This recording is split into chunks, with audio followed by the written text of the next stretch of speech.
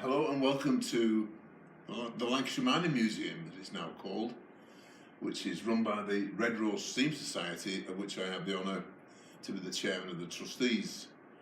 And you're here to look at what we're trying to do in preserving the heritage of coal mining. And what you've got on the interactive map behind me is the introduction to coal, cotton and canals, which of course is the birthplace of the Industrial Revolution. And whilst everyone thinks that it's the preserve of men, as you can see, the coal, that's the pit brow lasses, as they were called, actually sorting out the coal and taking the rock out of the coal before it went off to be sold by the coal merchants. And of course, the coal drove the engines, and the engines drove the cotton mills, and the cotton mills produced the cotton, which you can see the lady on the top right, very skilled job. And to get coal between the coal mines and the cotton mills, we use the canals, which of course our canal is just outside. And this one is a picture of Barton Aqueduct, where the boat is being pulled by two horses across the aqueduct. This is a map, an old map showing the history of what we're doing. So on the left, you've got the natural findings of what was there.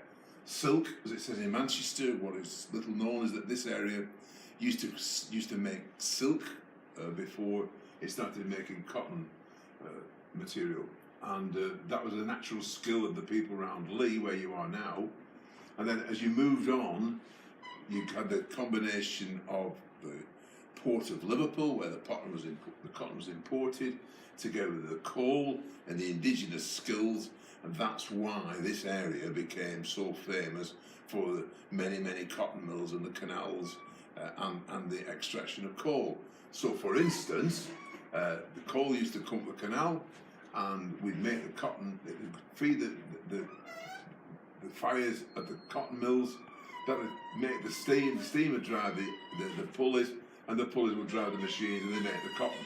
And that's why this area is so important, okay, in relation to the production of cotton. So other areas in the country have got different things, like in South Wales it's coal and iron, but this area we have ports to bring the cotton in, we have the coal in the ground, we have the canals to shift the coal between cotton mills.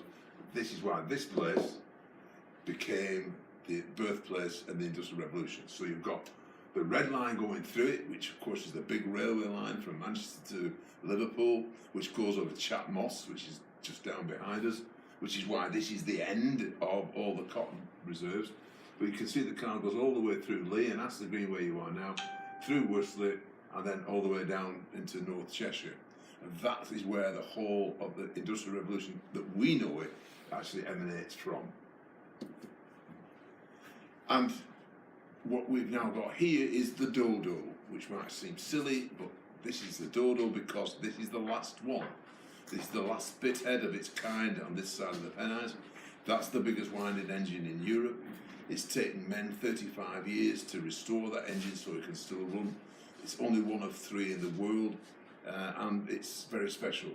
And then if you actually costed out the amount of time that the men have spent to get that machine working, it's just over £2 million.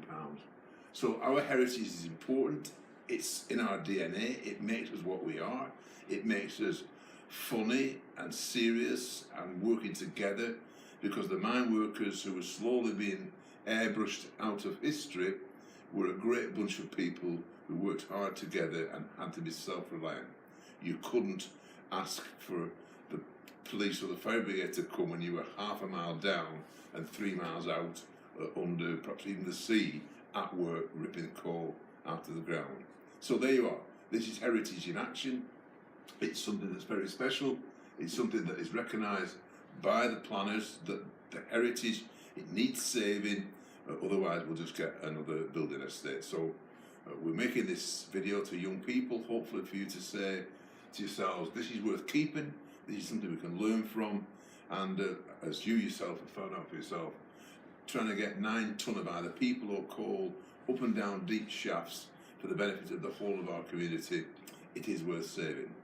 Please bear in mind, if you dig back in your history of your family, you'll find probably 2 generations ago that your family may well have been part of the 1.2 million men, mainly men, who were actually working the coal mines of our area.